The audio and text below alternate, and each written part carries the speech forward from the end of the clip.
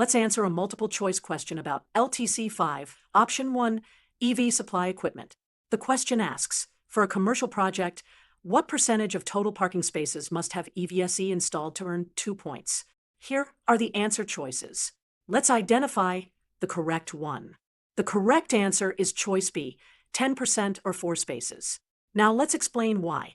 For commercial projects, the thresholds are 5% or at least 2 spaces earns 1 point, and 10% or at least 4 spaces earns 2 points.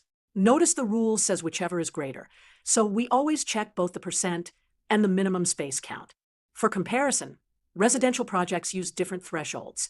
10% or 5 spaces earns 1 point, and 15% or 10 spaces earns 2 points. This helps prevent mixing up commercial and residential values. So the answer is B, 10% or 4 spaces for a commercial project to earn 2 points.